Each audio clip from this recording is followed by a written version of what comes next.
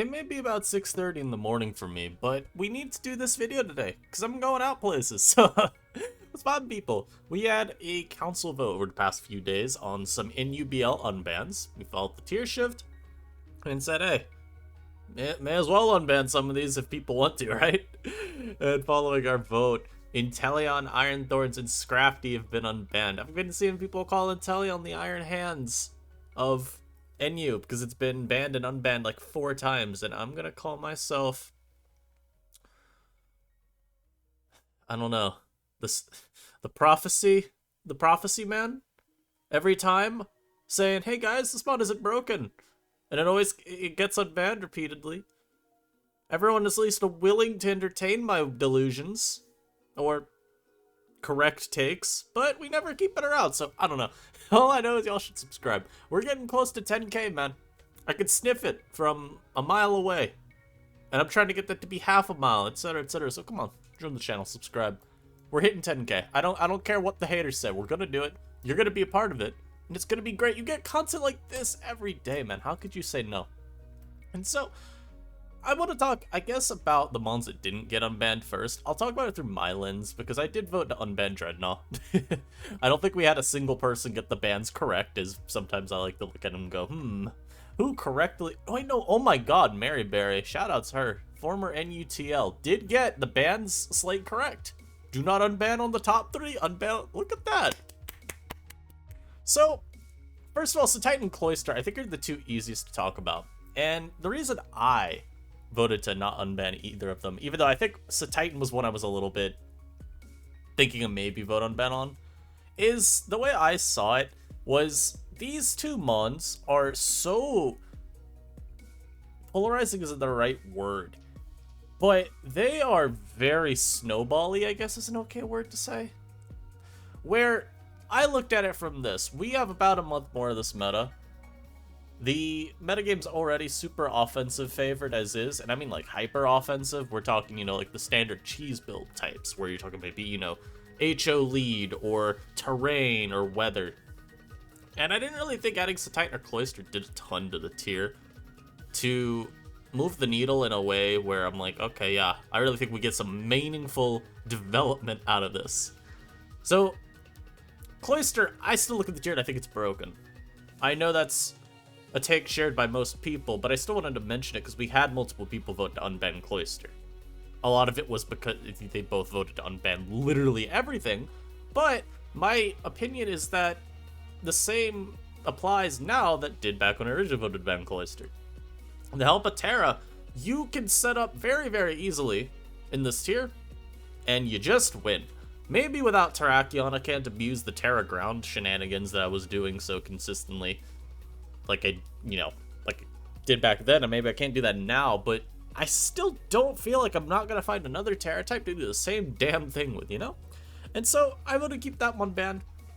I think it's just, it still to me looks like it's overpowering, and with how strong hyper offense is at the moment, adding one of its best enablers doesn't seem like it's going to work well. So some of this has to be Theoremon, but I think there's a little bit of looking at the current meta and applying to it too.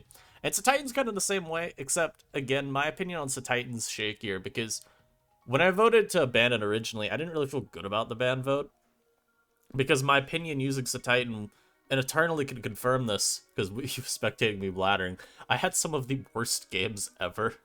We're talking, like, the most niche, random Pokemon to check Titan of all time. Multiple Sableyes, multiple Encores. It was really unfortunate. That mod was never doing anything.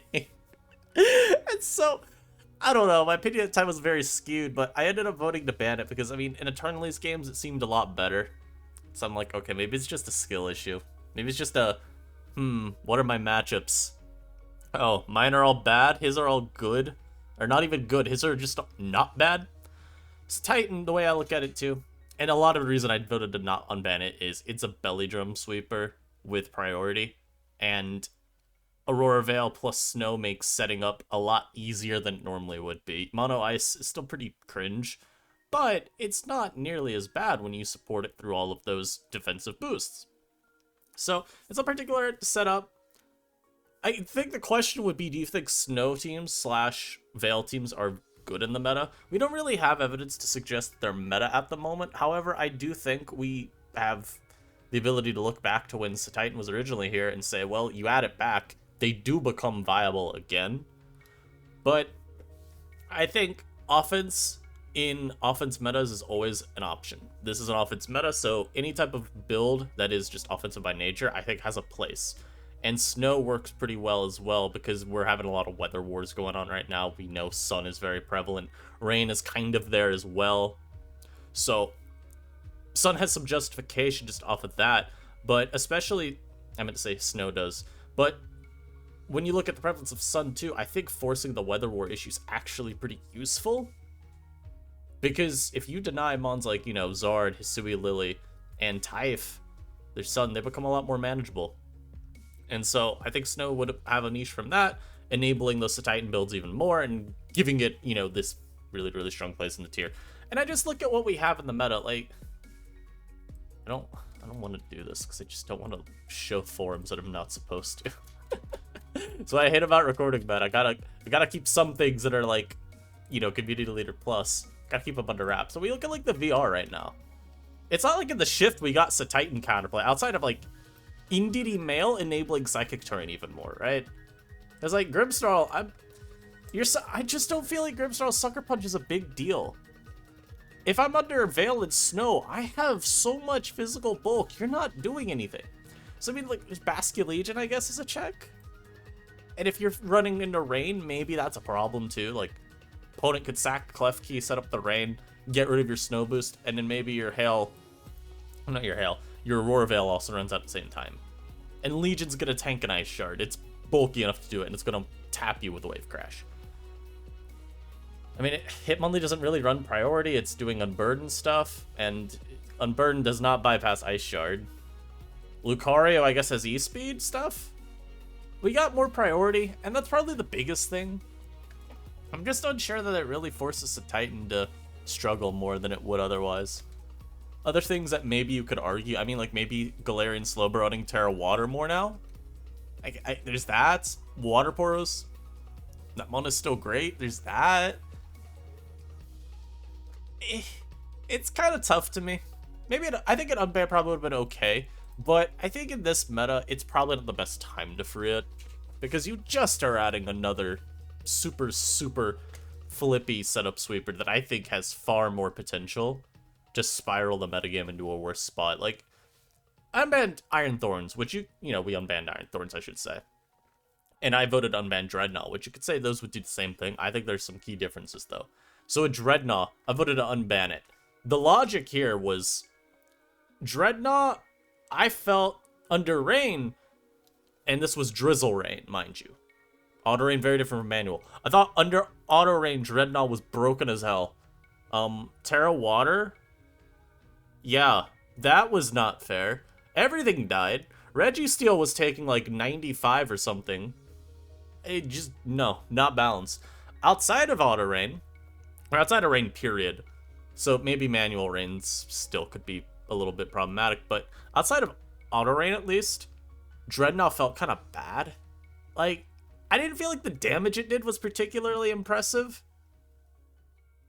And I didn't feel like having the boosting Terra on my stab was going to be as good, because I was looking at mons like Vileplume picking up in usage, or even just mons like Registeel that were going to run a resistant Terra and then just throw off like a T-Wave on me and make me not sweep anything anymore. Maybe it wouldn't matter if I don't sweep if I chunk the Registeel, but it didn't feel like it had that same potential to take the game over anymore.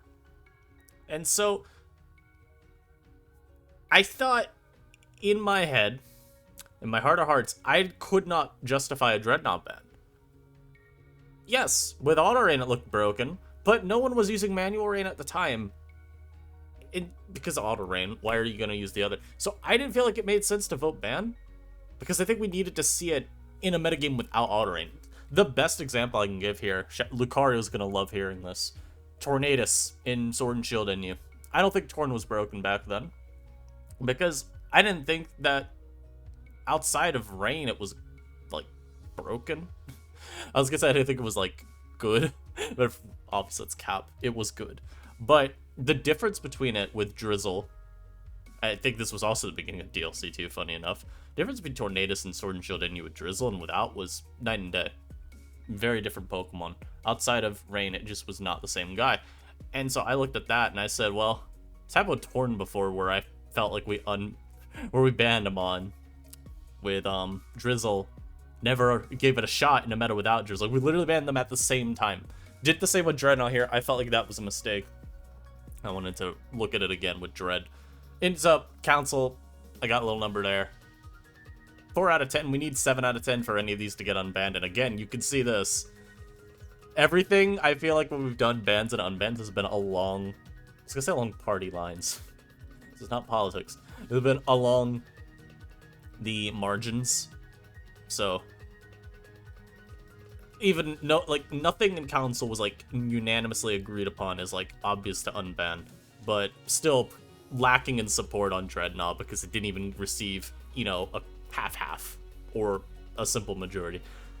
So now we can get to the mons that we actually unbanned, and I've got little, you know, just a little representative set for each of them because I think that, you know, it's just nice to visualize it like this and give you an idea of what you can immediately expect out of the mon. And we'll talk about what it's probably going to do in the metagame now.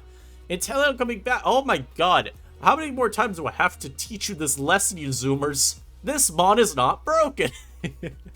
So why'd I vote to unban Inteleon? The same reason I voted to not ban Inteleon each of the previous times.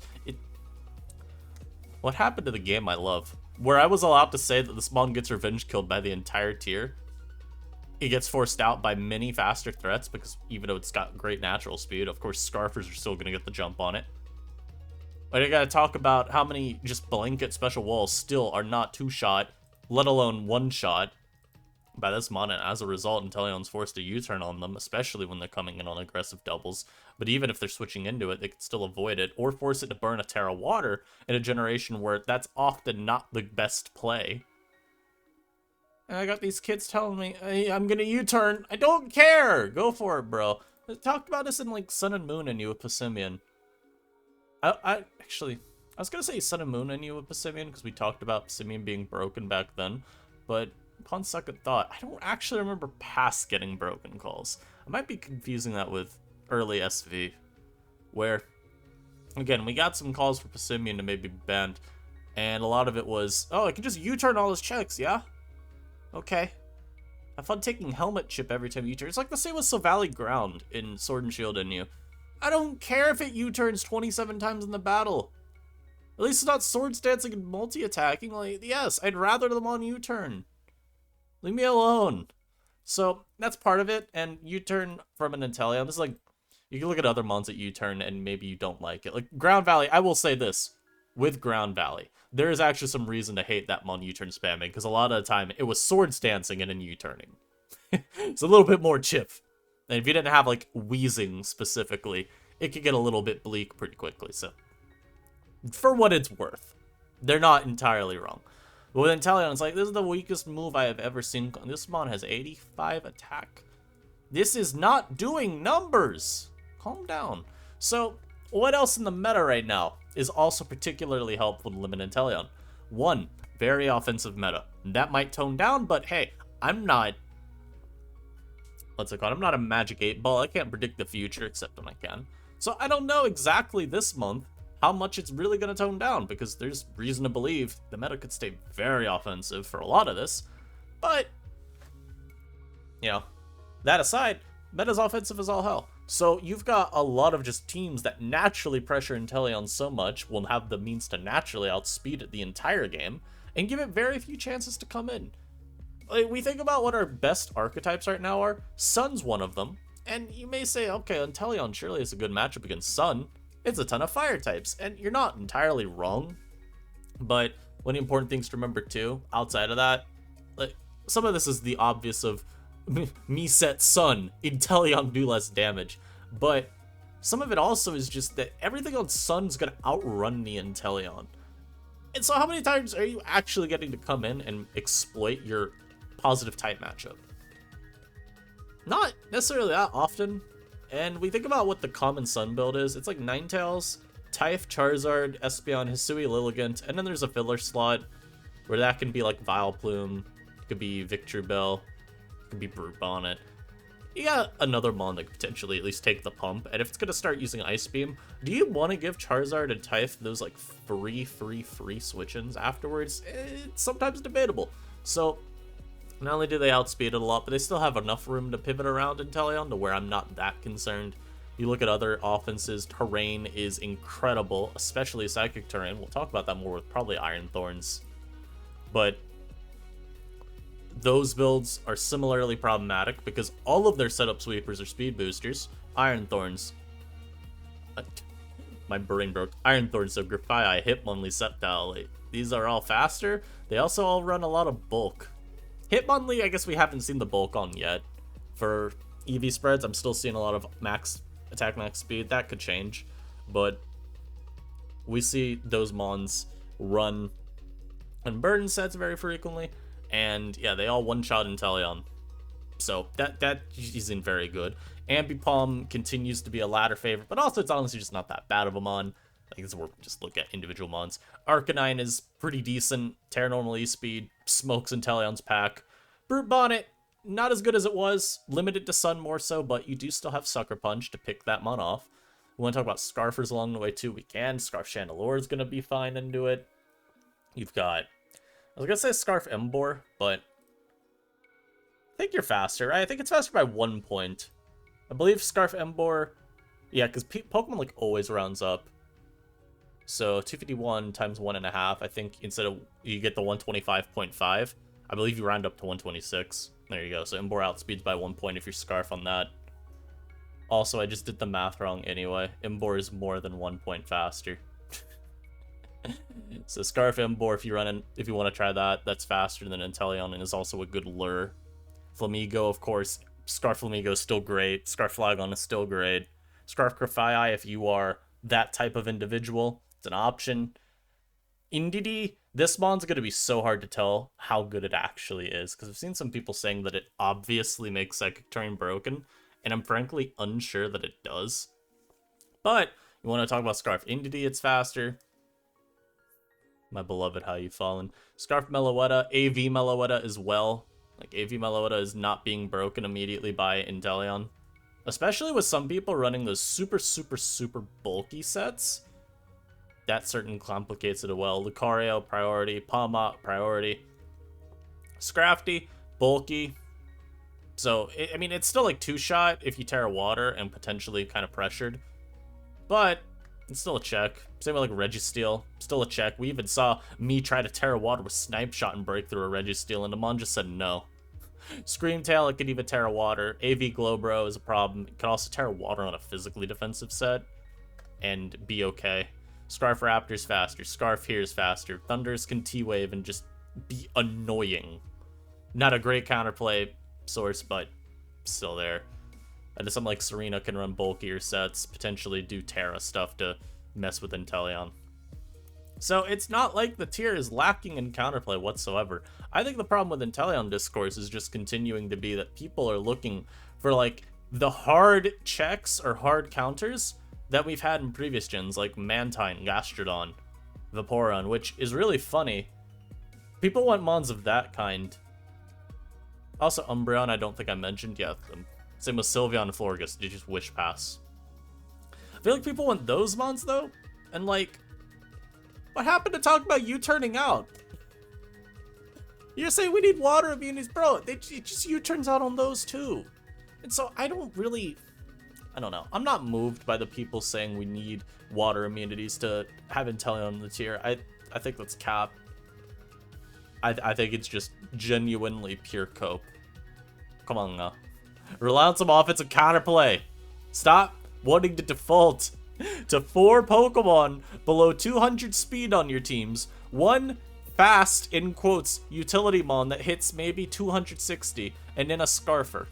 We're better than that, Inu. Inteleon does a lot of good for this tier as well. It gives balanced teams a faster mon now they can rely on for general speed. I still think I personally would not go on a team that's not like hard offense without a Scarfer. I think it is asking you to have issues. Or it's accepting that you're going to have a lot of issues when you do that. I'm not personally a fan.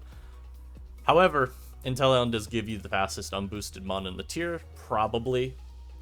In most games, you still have things like Jolteon and a Hisui Electro that see a little bit of usage, but they're not the meta staples they were in the past. So Inteleon's nice for that, just gives you more speed on those teams out of your wall breaker, where often breakers were starting to slow down in speed. You saw teams using things like, Chandelure and Toxtricity, which are somewhere in the 270 to 280 range. Nice to have a mon that's just far faster. And I'll tell you also it's very convenient to have a mon that does reward proactive play. It's like those other wall breakers, except faster. Again, we talk about Chandelure and Toxtricity. Those reward proactive play as well, because they're so strong that if you're able to play well with them, they're gonna do a lot in a battle. So you're able to actually maximize your entry points with them. It's very, very easy to see success in battles.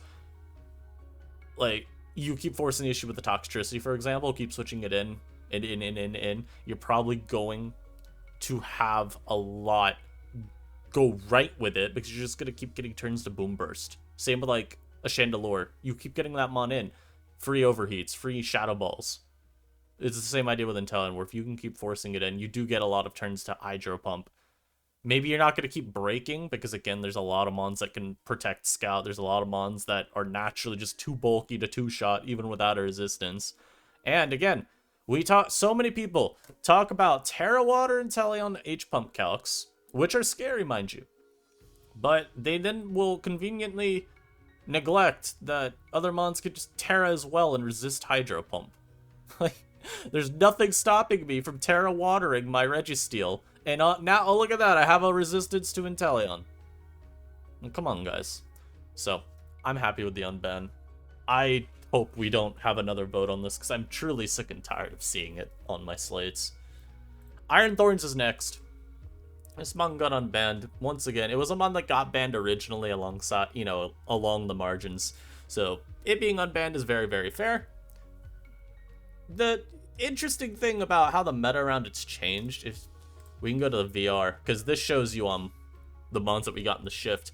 We didn't really get defensive stoppers to it. You could kind of argue Golurk along that line, or even Executor Alola, like a little bit, but let's be real here, that not really a check. And I mean, it has Ice Punch for each of them, right? Not just Eggy Alola risking Ice Punch, or even like, God forbid, the loaded dice set with Pin Missile. But Lurk can tank an EQ, it can tank a Supercell Slam, obviously. It at least forces a little bit more thinking out of the Thorns. But otherwise, it's just a lot of offensive counterplay. That's going to be the thing to take from a lot of these drops, where you got Lucario, which is, I was going to say faster, but I think we assume Thorns can get a DD pretty safely. But you got something like Palmot with Mach Punch. You still have Lucario with E-Speed if the Iron Thorns Terras. And so, a lot of this comes down to looking at Thorns. Oh, Hisui Decid as well can be counted in this, and that's actually more of a valid one, because I assume we'll see a lot of physically defensive Hisui Decidueye with defog and knockoff type stuff. I guess that counts. Just be cautious of this little thing called Terra type Fairy there. All that to say, I think the metagame mostly hasn't changed too much outside of Psychic Terrain being even better, Grassy Terrain also being a lot better. And so, and more priority. And so I don't know if Thorns actually becomes much more balanced, but it seems like a fine mon to give a second chance to, just given circumstances under which it was banned last time. That's kind of where I sit at with it. Having more offensive counterplay now to it is very cool. Like, I don't think I can get ignored. It's just kind of hard to look at it and feel confident that it's going to be balanced. If you wanted to take one thing from this about why Iron Thorns may be balanced, I think a lot of it would come down to the meta being so offensive. That does make it harder to get the 2 Dragon Dance breakpoint. I think that's where most people agreed that Iron Thorns just became unreasonably hard to deal with. Like, the tier, and I'll explain like this just in case. When you have the tier being so offensive, you just don't have as many turns to boost. It's really all there is. And so I think maybe Thorns struggles a little bit more to sweep. It's kind of tough to say, though. So it won't shock as one's still broken. And with Psychic Terrain and Grassy Terrain, at least the former, I don't know if Grassy Terrain has been seeing a ton of usage, especially with, you know, male entity drop. Whoopsies. With male entity dropping, I think a lot of people are going to default to that. But maybe those builds end up being too strong, and Iron Thorns ends up being booted because of that. I mean, yeah, it covers up one of the biggest issues. Priority might be used to pick it off. Mon's incredibly bulky, mind you, so it's not like Priority's picking you off from full, but it is something that can limit you, so you utilize your bulk to get a setup chance. Maybe you're weakened along the way, and someone's able to threaten a revenge kill with a, say, Palm Out Mach Punch. Well, look at that. With Psychic Terrain, you don't even have to burn your Terra. You just stay in, and you one-shot them with the Earthquake, so. We'll see. We'll see. I feel like out of all three of our unbans, Iron Thorns is probably the one I've got my eye on the most. Moving into our last one here, Scrafty. I think Scrafty is actually very, very nice to have for the meta defensively. People were worried about Glowbro potentially being too broken, with Overquill leaving. Now that you got Scrafty back, you do have one of the better switch-ins in the tier to Glowbro at your disposal. The nice thing in Scrafty's case compared to Umbreon is that you got Shed Skin. So getting hit by stray Sludge Bombs, even if those poison you, it's not nearly as detrimental as compared to Umbreon, where now you just always lose the matchup. You can also still Terra Poison, avoid that altogether. You could go for Terra Steel if you wanted, although that leaves you more susceptible to common coverage from Glowbro in the form of Flamethrower. There's probably other Terra types. There's probably other Terra types you could try too. But I think Poison and Steel are always going to be the two default. I'm showing the bulk upset here too, mostly because I want to talk about it as a Glowbro check. Even like a Chandelure check, you're bulky enough to take a hit, especially the Shadow Balls. You're a Delphox check as well. You're maybe a Diancie annoyer with your Terra, but I'm gonna be honest, if you Terra versus a Diancie, what are we doing, friend? What are we doing back? Drain Punch for 5? Okay. But I have bulk up here. I think Dragon Dance is also an option, especially because you look at a lot of the bulk up Scrafty counterplay, and it is stuff that doesn't really do much versus DD. I mean, I guess like Vileplume, right? It is going to Strength Sap out Dragon Dance Scrafty as well. But otherwise, I mean, I'm looking at a lot of, what's it called? A lot of mons that kind of exist to just try and force Scrafty to defensively Terra and still continue bulking slowly up. Like things like Sylveon and Florges, a lot of what they do to beat Scrafty is kind of slow paced. So DD Scrafty is a little bit different because I can Dragon Dance up. Now when I Terra Poison and I have Poison Jab, it's a lot scarier for you.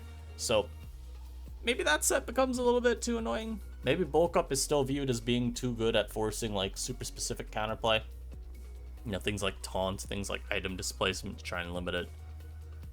Things like, you know, having to react with your own Terras just to not get folded by the slowest booster known to man. I just don't think Scrafty will be that overbearing because, again, I mean, you have to boost so slowly. It often's taking multiple turns before this mon's actually that threatening.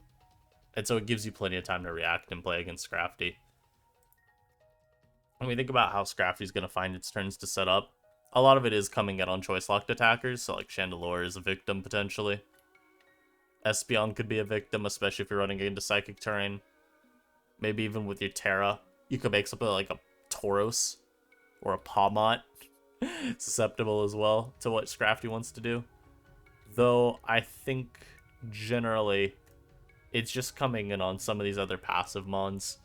Even things like we talked about, Glowbro is a fine mon to come in on. Maybe a Dragalge you try and switch in on, because they can go pretty bulky, and then Scrafty's good at bouncing hits off of them.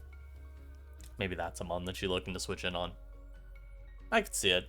I think the mon's okay in the confines of the meta, especially with the spam of offense teams. Just like with Iron Thorns, it kind of does limit your setup chances pretty naturally. Because, yeah, Scrafty's really bulky. But hey, man, do you really have the time to set up to +3/+3 when I've got this just dynamic sweeper thrown out your way that needs maybe one turn to boost and beat the rest of your team into oblivion? Probably not. Anyhow, though, I hope y'all enjoyed. A little coverage of the VR. Not the VR. The unbans. Next week, we might see a Galarian Slowbro vote. We will certainly see votes on Monza, Kasu, and Lilligant and Palma, just based on the discourse around them. I don't see them not getting a vote. Whether they survive the vote's a different matter. But I think Glowbur will still get a vote, even if I personally am very firmly do not ban. There's been enough outcry within the community for some sort of action. And I think we, as council, should do our due diligence and at least hold the vote, even if there's not gonna be a ban that happens. Still good to show the community that we are listening. It's not like we're just refusing to vote on things. I think that's maybe one of the common confusions I see, is when things don't get banned, some people assume it's because the council is, you know, not listening. When instead it's just, no, I mean, we voted on it, we just didn't vote how you wanted us to. So I think that's always important to keep in mind. It's just a matter of difference of opinion, and at the end of the day, you need a lot of council to feel the same way to get something to happen. Thank y'all for watching. I'll catch you in the next video. Peace.